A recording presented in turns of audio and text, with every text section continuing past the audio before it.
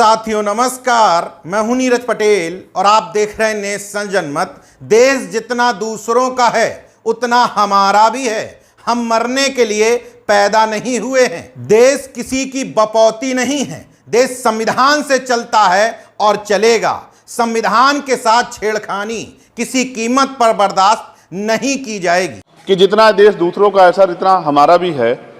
हम मरने के लिए पैदा नहीं हुए। जो चाहता है हमारी हत्या कर देता है। मूछे रखने पे, घोड़ी पे बैठने पे, मटकी छूने पे हमारी हत्या हो रही है। क्या बदला है सर? 70 साल बाद भी दलित पिछड़े मुसलमानों पे हिंसा नहीं रुक रही है सर। और देश किसी की बपौती नहीं है। देश संविधान से चलता है सर और संविधान से चलेगा। संविधान छेड़खानी बर्दाश्त नहीं की जाएगी सर। धन्यवाद। संसद में राष्ट्रपति के अभिभाषण पर चर्चा के दौरान तकरीबन 7 मिनट 34 सेकेंड के अपने भाषण में चंद्रशेखर आजाद ने उन तमाम विरोधियों के मुंह पर जोरदार तमाचा लगाया है जो कहते थे चंद्रशेखर में तेवर है, जोश भी है, लेकिन होश नहीं है। तकरीबन 7 मिनट 34 सेकेंड के अपने संसदीय उद्बोधन में चंद्रशेखर आजाद ने जहां अपने तेवर को मेंटेन रखा, वहीं अपनी वैचारिकी और किन मुद्दों के आधार पर संसद में आगे वो लड़ाई लड़ेंगे सब कुछ क्लियर कर दिया। अपने भाषण की शुरुआत ही सामाजिक क्रांति के अग्रदूत ज्योतिबा फूले, बाबा साहब और मान्यवर कांसीराम के नामों के साथ की। अपने भाषण में जिन 25 बड़े मुद्दों को चंद्रशेखर आजाद ने बेहद सीमित समय में उठाया, उसकी भी चर्चा करूंगा। लेकिन पहले वो तेवर देख लीजिए जिसकी वजह से चंद्रशेखर आजाद को लोग जानते हैं। दरअसल आज चेयर पर सभापति के रूप में बीजेपी के सांसद जगदंबिका पाल बैठे हुए थे। उन्होंने चंद्रशेखर आजाद को बीच में टोकने की कोशिश की तो चंद्रशेखर आजाद ने अपने ही अंदाज में कहा, इतनी देर से मैं सुन ही तो रहा था सर। ये सुनते ही जगदंबिका पाल बोले, आप और मिनट ले लीजिए, बात कंप्लीट करिए। माननीय सभापति जी, मैं पहली बार बोल रहा हूँ। आप कहेंगे मैं बैठ जाऊंगा। मैं आपकी बात, मैं संवैधानिक मर्यादा का पालन करूंगा, मगर हम तो माननीय सभापति जी सुन ही रहे हैं। आप बोलिए, 1 मिनट। धन्यवाद, धन्यवाद। 1 मिनट और बोलिए। ये तो हो गई चंद्रशेखर आजाद के जोश की बात। अब होश की बात बता देता हूं। वो जरूरी मुद्दे जो 7 मिनट 34 सेकेंड में चंद्रशेखर आजाद ने अपने उद्बोधन में उठा दिए। धन धरती राजपाट में बंटवारा, जातिवार जनगणना, संख्या के आधार पर आरक्षण, उच्च शैक्षणिक संस्थानों में बहुजन समाज के छात्रों और सरकारी दफ्तरों में बहुजन समाज के कर्मचारियों के साथ जातिगत भेदभाव, मुस्लिमों व धार्मिक अल्पसंख्यकों का शोषण, कर्मचारियों के लिए सबसे महत्वपूर्ण मुद्दा पुरानी पेंशन बहाली, निजी क्षेत्र में आरक्षण, आंगनवाड़ी कार्यकर्ताओं, आशा बहुओं, भोजन माताओं की वेतन वृद्धि, नगीना के पिछड़ेपन के लिए अलग से आर्थिक पैकेज, चिकित्सा और शिक्षा संस्थानों की मांग, सेना भर्ती में शुरू की गई ठेका प्रथा यानी कि अग्निवीर योजना का खात्मा, चमार रेजिमेंट की पुनर्स्थापना। यही वो मुद्दा है जिससे नेशनल जनमत कतई सहमत नहीं, क्योंकि नेशनल जनमत का मानना है चंद्रशेखर आजाद चमार रेजिमेंट की बात करें,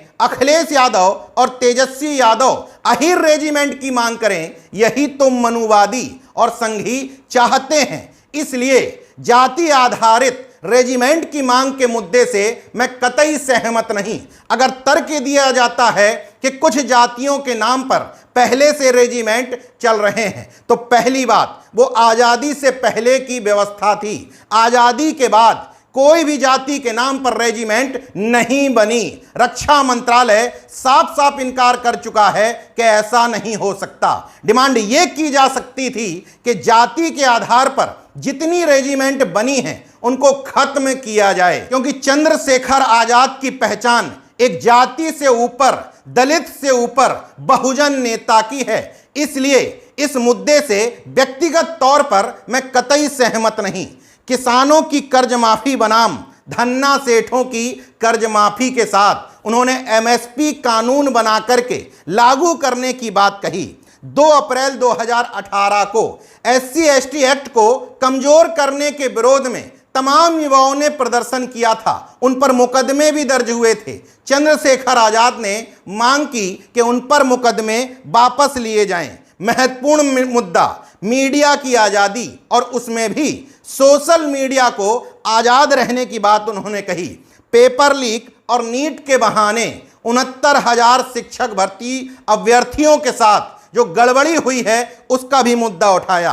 मणिपुर और महिला रेसलर्स के बहाने महिला उत्पीड़न के मुद्दे को भी प्रमुखता से उठाया। एसजीपीजीआई समेत तमाम शैक्षणिक और शिक्षा संस्थानों में जो एनएफएस का खेल ओबीसी एससी एसटी वर्ग के छात्रों के साथ किया जा रहा है उस मुद्दे को भी प्रमुखता से उठाते हुए लेटरल एंट्री के नाम पर चोर दरवाजे से नौकरियां जो दी जा रही हैं वो भी मुद्दा उठाया। इसके अलावा पुलिस विभाग के छोटे कर्मचारियों के काम के घंटे फिक्स नहीं हैं, उनको छुट्टियां भी नहीं मिलती हैं, वीकली ऑफ भी नहीं मिलता। इस मुद्दे को उठाते हुए भट्टा पे काम करने वाले मजदूरों की समस्याओं पर भी प्रमुखता से बात रखी। तो ये रहा 7 मिनट 34 सेकेंड में चंद्रशेखर आजाद के जोश और होश दोनों का जवाब। हालांकि सर्वश्रेष्ठ कुछ नहीं होता, सुधार की गुंजाइश हमेशा रहती है, लेकिन इतने कम समय में इतने ज्यादा मुद्दों को उठा करके चंद्रशेखर ने वंचित तबके के तकरीबन हर पहलू को छूने की कोशिश की है। मैंने जो शब्दों में बताया वो चंद्रशेखर के मुंह से खुद सुन लीजिए कि 7 मिनट 34 सेकेंड में संसद में उन्होंने क्या कुछ नहीं कहा। बहुजन समाज में जन्मे सभी संतों गुरुओं महान पुरुषों को नमन करता हूं, जिनमें महात्मा ज्योतिबा फूले, डॉक्टर बाबा साहब अम्बेडकर और मान्यवर काशीराम साहब को मैं याद भी करता हूं आज के दिन पर। साथ साथ नगीना की महान जनता और भीम आर्मी और हमारी पार्टी आज़ाद समाज पार्टी काशीराम के साथियों का भी धन्यवाद करता हूं। इसके बाद अपने कुल गुरु जगत गुरु सदगुरु रविदास जी महाराज को भी मैं नमन करता हूं, जिन्होंने दुनिया को लगभग 600 साल पहले बेगमपुरा शहर के रूप में दुनिया का सबसे महान लोकतांत्रिक दर्शन दिया। अध्यक्ष महोदय, माननीय सभापति जी, 14 अगस्त 1947 को ये देश अंग्रेजों के अधीन था। 15 अगस्त 1947 को हम लोग आज़ाद हुए। 16 अगस्त 1947 को देश आज़ादी में था, लेकिन धन धरती राजपाट में बंटवारा नहीं हुआ। जो साधन संसाधन थे उनमें बंटवारा सही रूप से न होने के कारण एक बहुत बड़ी आबादी सुविधाओं से वंचित और सम्मान से वंचित रह गई। उनको सम्मान देने के लिए और अंतिम व्यक्ति तक सुविधाएं पहुंचे, इसके लिए लोकतंत्र की व्यवस्था हुई। लेकिन आज़ादी के 70 साल बाद भी हम कहाँ खड़े हैं, इस पर ये चिंता का विषय है। मैं मानता हूं कि सामाजिक न्याय तभी होगा माननीय सभापति जी, जब जातीय जनगणना पूरी होगी और जातीय जनगणना कराई जाएगी और साथ साथ संख्या के आधार पर आरक्षण जो है वंचित वर्गों का बढ़ाया जाएगा। उसके साथ साथ जब राष्ट्रपति जी अभिभाषण पर बात रख रही थी तो उन्होंने शहरी और ग्रामीण क्षेत्रों के विकास की बात कही और ये भी कहा कि दुनिया में सबसे उत्तम शहर हमारे यहाँ बने। लेकिन माननीय सभापति जी, 70% आबादी तो गांव में निवास करती है, तो गांव की आबादी के बारे में भी सोचना होगा कि उनका जीवन कैसे बदले। माननीय सभापति जी, उच्च शैक्षणिक संस्थानों में बहुजन समाज के जो छात्र हैं उनके साथ कास्ट एट्रोसिटी हो रही है, निरंतर उनकी हत्या हो रही है। साथ साथ जो सरकारी कर्मचारी हैं दफ्तरों में उनके साथ भी, जो एससी एसटी ओबीसी और मुस्लिम और अन्य धार्मिक अल्पसंख्यक उनके साथ भी माननीय सभापति जी जातिगत और धार्मिक जो है शोषण किया जा रहा है। इसलिए मेरी मांग भी है कि पुरानी पेंशन को भी अध्यक्ष जी बहाल किया जाए। जो कर्मचारी देश की सेवा में लगे हैं उनका भी सम्मान होना चाहिए। साथ साथ सभापति जी, भाजपा ने चुनावी लाभ के लिए सबका साथ सबका विकास के नारे दिए जो खोखले हैं, क्योंकि 10 साल में दलित, पिछड़े, आदिवासी, मुस्लिम और अन्य धार्मिक अल्पसंख्यक जो अत्याचार हुए हैं वो किससे छिपे हुए नहीं है। ये गलत है, ये बंद होना चाहिए। सभापति महोदय जी, महामहिम राष्ट्रपति जी के भाषण में निजी क्षेत्रों में एससी एसटी ओबीसी को रिजर्वेशन देने का कोई उल्लेख नहीं हुआ है, जो कि आज चर्चा का विषय, क्योंकि 98% प्राइवेट सेक्टर है, 2% सरकारी सेक्टर है, तो 98% प्राइवेट सेक्टर में भी हमारी हिस्सेदारी की बात होनी चाहिए। माननीय सभापति जी, आशा कार्यकर्ताओं, आंगनबाड़ी वर्करों, भोजन माताओं के वेतन वृद्धि पे भी कोई उल्लेख नहीं हुआ है, वो भी अभी नंगे, उन पर भी सोचना पड़ेगा। माननीय सभापति जी, जिस क्षेत्र से मैं चुन के आऊं नगीना से, वो बहुत पिछड़ा क्षेत्र है। उस क्षेत्र में कोई विशेष आर्थिक पैकेज नहीं दिया गया। रोजगार की सेवाएं नहीं है, नौजवान पलायन करता है। आईआईटी, आईएम, एम्स, केंद्रीय विद्यालय आदि शिक्षा में और चिकित्सा संस्थानों की स्थापना होनी चाहिए, जो कि नहीं है। और माननीय सभापति जी, मानसून सत्र आ गया है, मेरा क्षेत्र बाढ़ से बहुत प्रभावित है, इसलिए मैं आपसे आग्रह करूंगा कि वहां के लोगों को बाढ़ से निजात दिलाई जाए। माननीय सभापति जी, चीन हमें आंख दिखा रहा है और लगातार हमारे देश की सीमाओं में घुसपैठ कर रहा है, इसलिए अग्निवीर योजना को हटाकर पुनः सेना भर्ती शुरू की जाए और साथ साथ भारत की सबसे प्राचीन व बहादुर रेजिमेंट में से एक चमार रेजिमेंट को पुनः बहाल करा जाए, ऐसा भी मेरा आपसे आग्रह है। माननीय सभापति जी, पिछले सारे प्रधानमंत्रियों ने मिलकर जितना कर्ज लिया है उससे दुगना कर्ज हमारे वर्तमान के प्रधानमंत्री जी ने लिया है। किसान अगर अपना कर्ज माफ कराने के लिए जाता है तो लाठी झेलनी पड़ती है, जबकि सरकार ने धन्ना सेठों का 15 लाख करोड़ रुपया माफ किया है। इस ओर हमें ध्यान देना पड़ेगा, हमारी आने वाली पीढ़ियों को ये कर्ज चुकाना पड़ेगा। माननीय सभापति महोदय जी, किसानों को एमएसपी की लीगल गारंटी तथा किसानों का कर्ज माफ होना चाहिए। साथ साथ 2 अप्रैल 2018 को SC/ST के बच्चों पे बहुत बड़े पैमाने पे मुकदमे लगे थे, वो हमारी लड़ाई सही थी, ये सुप्रीम कोर्ट ने माना और बाद में सरकार ने माना, वो मुकदमे तुरंत वापस होने चाहिए। माननीय सभापति जी, प्रेस जो है उस पर भी शिकंजा कसा जा रहा है, जो पत्रकार सरकार के खिलाफ बोलता है नौकरी से हाथ धोना पड़ता है, और सोशल मीडिया हमारा हथियार है, उस पर तरह तरह के प्रतिबंध लगाए जा रहे हैं और विरोध करने वालों को सोशल मीडिया हैंडल भी सस्पेंड करा दिए जा रहे हैं।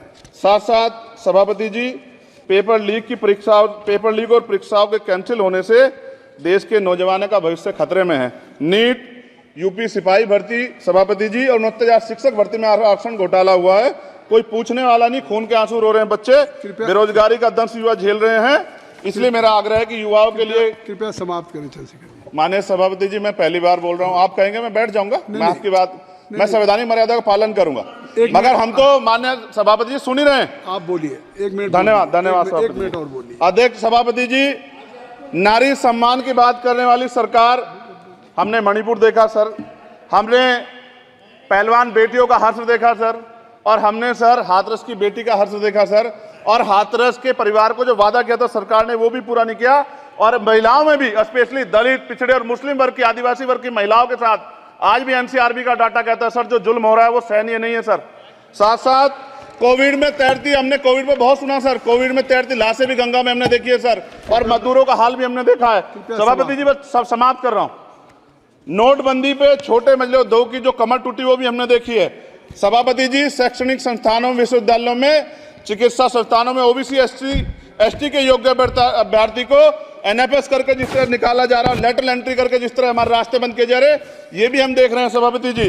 साथ साथ मेरा ये कहना है सर, ये सबका इशू है कि प्राइवेट कर्मचारी सर और सरकारी भी कई जगह पे 8 से ज्यादा घंटों से काम करते हैं, और उनको जो सर उचित वेतन भी नहीं मिलता, तो न्यूनतम वेतन 20,000 रुपए तय हो और 24 घंटे की ड्यूटी। उदाहरण के तौर पे यूपी पुलिस सर बहुत पूरा काम करते हैं वो लोग, वो राज्य के विषय हैं। आप सर मैं आपके राज्य सरकार के लिए भी आपके संज्ञान में डाल रहा हूँ विषय सर, पुलिस सब जगह है सर, लेकिन सवाल ये है सर, बहुत पसीना बातें हैं, 8 घंटे की ड्यूटी और वेतन विसंगति, वोटर स्कीम से उनको जो बाहर किया जाए। माननीय सभापति जी, 1 मिनट चाहिए सभापति जी। राष्ट्रपति जी ने धर्म के बारे में बात की थी, राम मंदिर से पहले हमारे गुरुघर तुगलकाबाद का फैसला आया था राष्ट्रपति जी, वो सभापति जी अभी तक दिल्ली में स्थित सदगुरु रविदास जी महाराज का गुरुघर नहीं बना। साथ साथ सभापति जी, अपनी बात को खत्म करते हुए मैं आपसे कहना चाहता हूं कि जितना देश दूसरों का है सर, इतना हमारा भी है। हम मरने के लिए पैदा नहीं हुए, जो चाहता है हमारी हत्या कर देता है। मूछे रखने पे, घोड़ी पे बैठने पे, मटकी छूने पे हमारी हत्या हो रही है। क्या बदला है सर 70 साल बाद भी? दलित, पिछड़े, मुसलमानों पे हिंसा नहीं रुक रही है सर। मेरा आपसे संरक्षण के साथ ये आग्रह है कि इन घटनाओं को रोका जाए, और देश किसी की बपोती नहीं है, देश संविधान से चलता है सर, और संविधान से चलेगा, संविधान छेड़खानी बर्दाश्त नहीं की जाएगी सर। धन्यवाद।